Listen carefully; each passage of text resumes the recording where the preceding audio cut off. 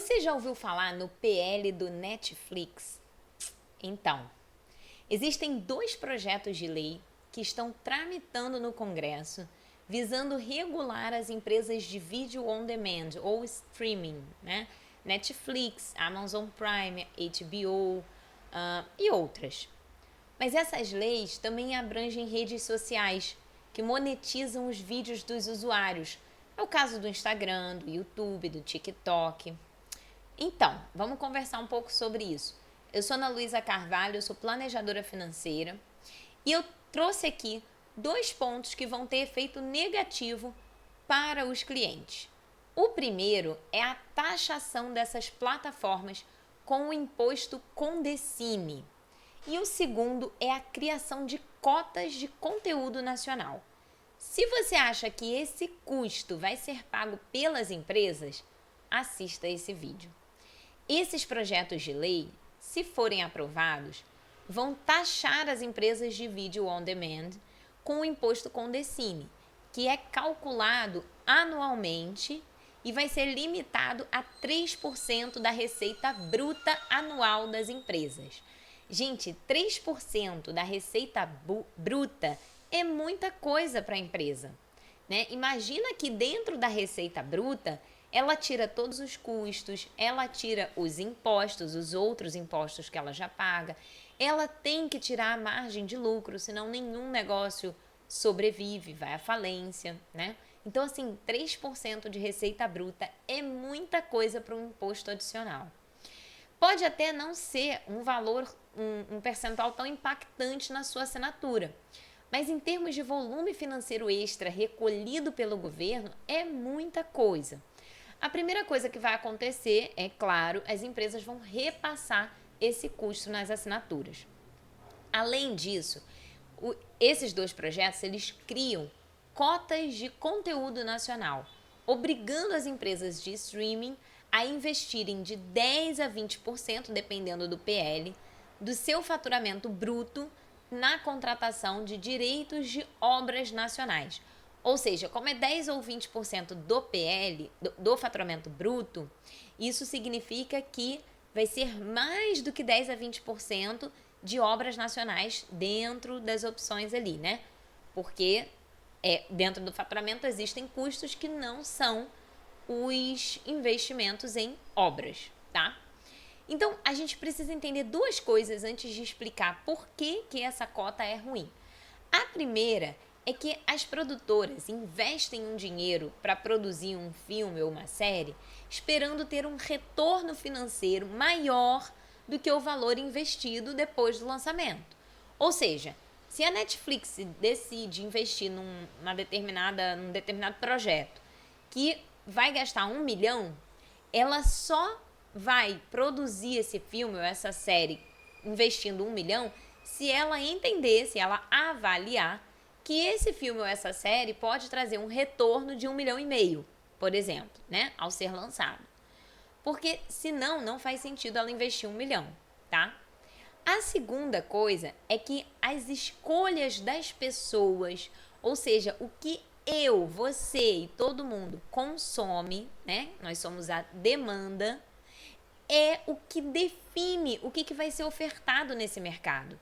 Então, quando a Netflix, por exemplo, decide gravar uma série, ela não decide gravar aquela série porque ela acha boa a série, e sim porque ela acha que os consumidores dela vão achar boa e vão assistir, e com isso vão manter as suas assinaturas ou vai angariar novas assinaturas, tá? Esse é o raciocínio. O que o meu cliente assiste? O meu cliente pode gostar dessa série, logo faz sentido eu investir nessa série, tá? Não importa se o dono, o presidente, o CEO da Netflix acha a série boa ou ruim, ele só avalia o que o consumidor dele, o que o cliente Netflix gosta de assistir, tá? Então, as produtoras, elas produzem os filmes e as séries que são mais assistidos pelos seus públicos e produzem menos os que são pouco assistidos. Não quer dizer que elas não produzem, tá? Elas produzem, inclusive existem séries nacionais dentro do Netflix, né? Filmes também, eu mesma assisto de vez em quando. Existem filmes e séries sobre diversas questões, né? Hoje a gente fala muito sobre pessoas com autismo, sobre o público LGBT, enfim, todas essas questões, essas temáticas já estão contempladas. Por quê? Porque as pessoas estão demandando, estão assistindo, né? E a segunda coisa que eu acho importante entender, antes de explicar por que a cota é ruim, é que a escolha das pessoas é que define o que vai ser demandado pelo mercado, né? Que define o que o produtor vai oferecer.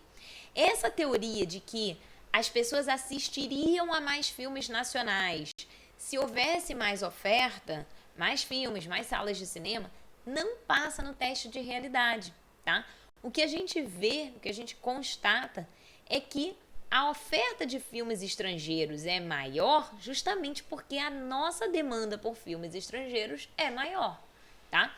Eu vou dar um exemplo aqui, um parênteses, né? De outro assunto que tangencia também. Então, eu acho que deveria ter mais espetáculos de balé no Rio de Janeiro do que jogo de futebol, por exemplo, né? Mas a verdade é que milhões de pessoas pagam ingresso e dão audiência para jogos de futebol, enquanto algumas centenas ou milhares pagam os ingressos do espetáculo de balé. Eu mesma vou a mais jogo de futebol do que balé. E por quê? É porque tem pouca apresentação de balé? Não, eu simplesmente não vou aos espetáculos que existem quando é uma coisa que eu até gosto. Mas são questões culturais, né? Então, se fosse o contrário, se tivesse muito mais gente querendo assistir a balé do que a jogo de futebol, a gente veria muito mais espetáculos de balé do que jogos de futebol, tá?